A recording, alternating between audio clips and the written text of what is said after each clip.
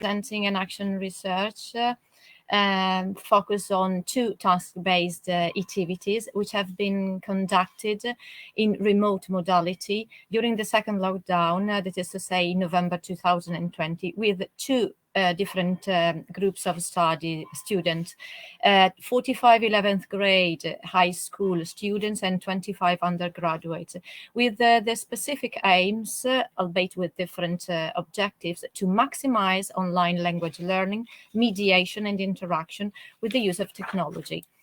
This is the menu I will be offering today. My talk will be roughly divided into 5 parts, and I will begin by looking at the background. I will then move on to the objective, the research questions, and I will focus on the methodology and the learning outcomes that we achieved.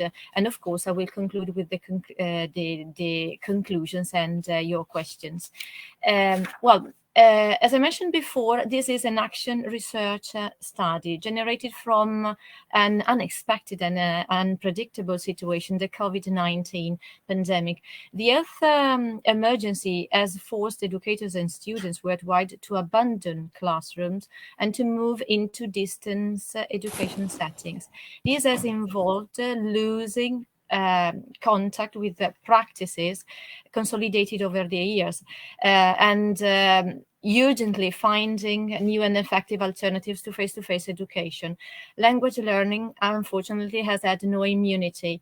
This contribution intends to show how, among the numerous critical issues that have emerged, the health crisis has also become an experimental moment for language learning.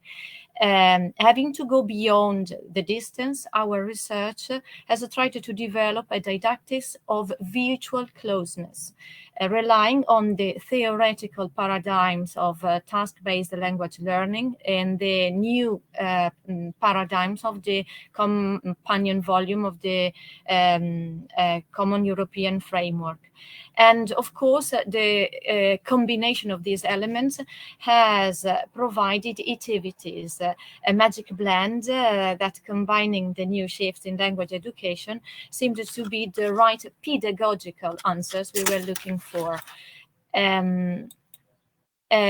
Of course, the project can be defined as vertical, as the participants, as I said before, belonged to different educational levels, but and they had also different tasks, but the objectives were similar. That is to say, we wanted to actively engage students with the language in remote settings. We wanted to get them to complete authentic tasks. And of course, the priority was to foster real-world relevant communication using the technology. Our research questions were how to boost the learners' language competence and digital competence and digital confidence in the online classroom, how to enhance the ICT uptake in online language learning, and how to maximize English interaction effectively, even in a remote environment. Of course, in order to achieve these goals, we relied on the current theoretical principles for language learning and teaching. That is to say, the interaction and mediation. They were already present in the original version of the Common European Framework, but with the outbreak, there have been several online initiatives using web tools and applications, but very few of these attempts were truly interactive and pedagogically effective. So we needed to rely on these principles, mostly on mediation, which has been defined as the attempt that any social agent tries to create in order to construct and convey meaning in communication. As I said, mediation was already present in the original version, but it was underrated. Nowadays, with the increasingly multimodal world, and especially online, the online environment, our role as a social agent needs a broader interpretation. Mediation is the answer because it makes a communication possible in all the domains, personal, educational, occupational, and public.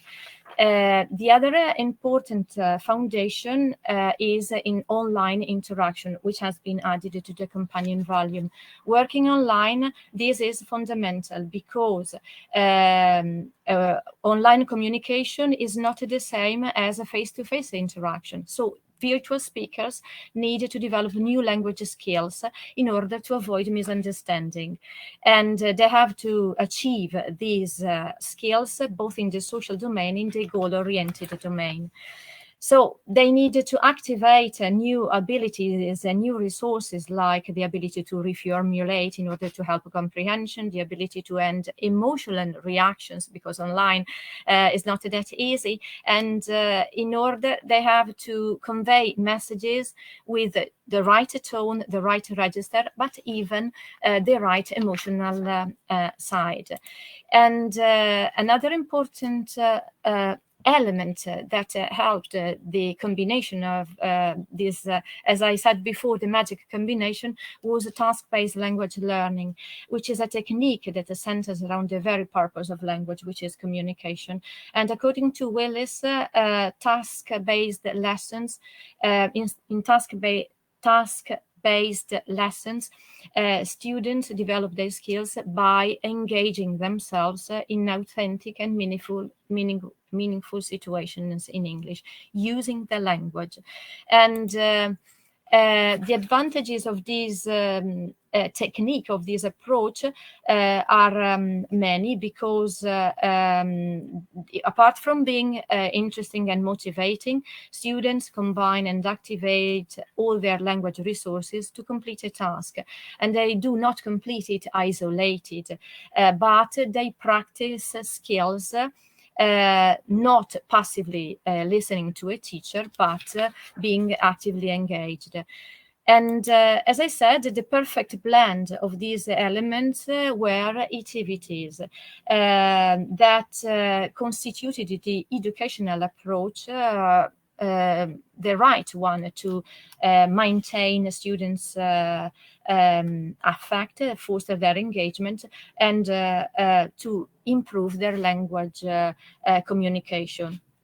And activity is a term that has been created by Professor Salmon in 2002 to describe a framework for facilitated active learning in an online environment.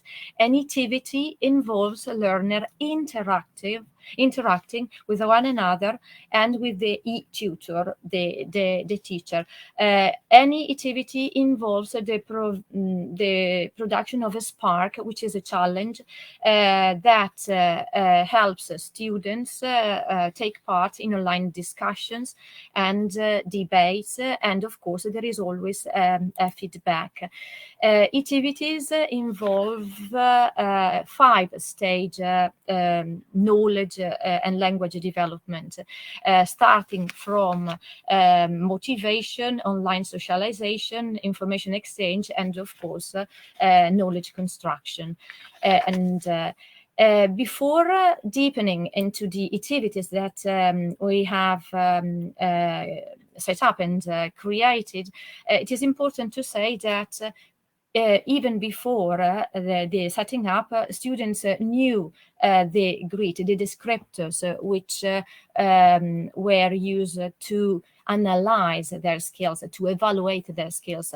And these grid and the descriptors were far from a punitive system. It was not a framework to judge them only, but it was a more formative and educational framework of descriptors aiming at improving the students' skills and competencies with the language and through the language. And even there were broader band to evaluate their skills. But even grammar or accuracy, which are typically the targets of evaluation, were given less power because they were assessed as SPAG, that is to say, spelling, pronunciation, and grammar errors. So that made also the approach more interactive and more engaging. The first activity started with the problem analysis, because it had a action research approach. Grammar, English grammar is compulsory in Italian high school, but lockdown and forced with online teaching, students were tired of impersonal and frustrated grammar lectures. So it was decided to apply a task-based activity to make grammar lessons more relevant and engaging, with a group of 45 11th grade high school students.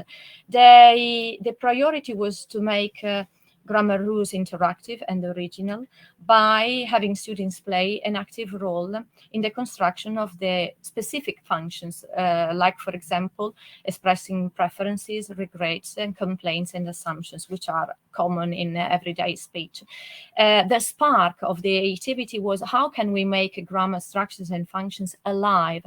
And they were involved, divided in groups, balanced according to skills and also ICT resources, and they had to involve their classmates with digital and real-life grammar activities, also involving subjects and information from other disciplines. So CLIL methodology was also applied. Excuse me, 5 minutes? Okay. 5 minutes. Why Left. I can't share more than this? Why is it? After the completion of the activities, they were monitored and they got a feedback from the tutor, but there was also an expert from an external expert, which made the task even more challenging. And of course, we set rules because activities involve the setting of rules, but creativity was free.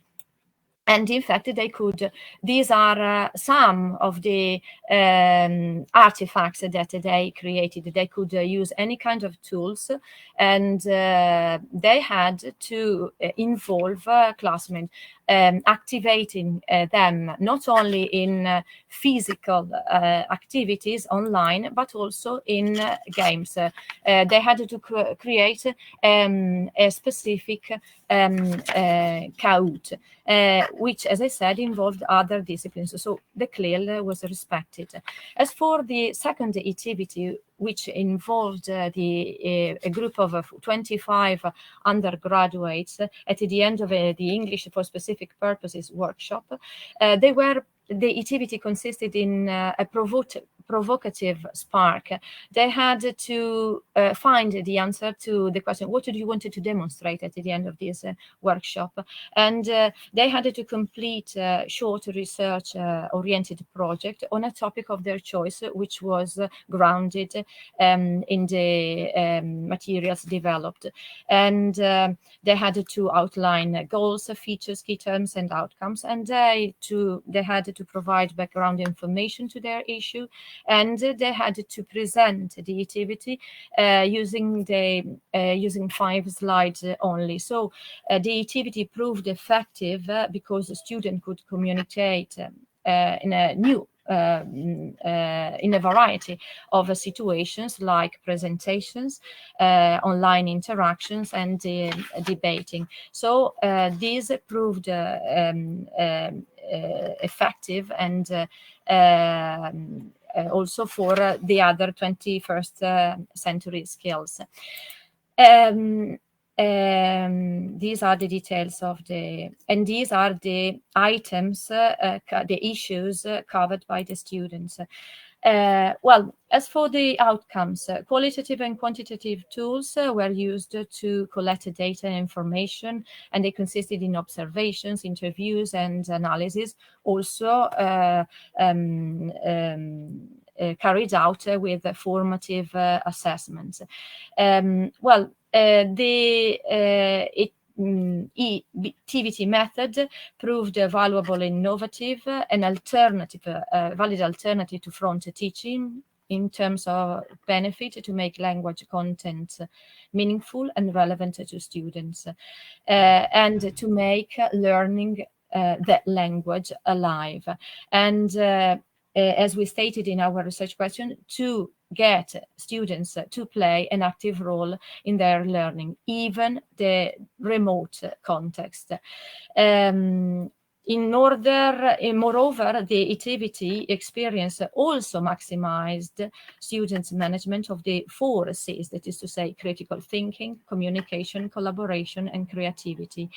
And well, the conclusion is that despite the overwhelming consequences that the pandemic brought, this global crisis has also been an extraordinary time for learning. We have shown how adaptable and resilient teachers and students can be, but also activities and online language learning can be activated by means of these activities. And the ultimate conclusion is that activities have proved to have high potential in promoting learner opportunities for natural language learning in distance settings, far improved from the learning that normally took place online in person.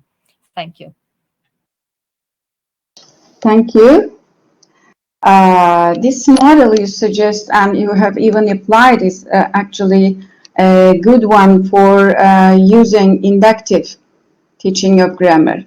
But what I wish to hear is, actually, I always ask myself this question: to what extent can we talk about conscious grammar?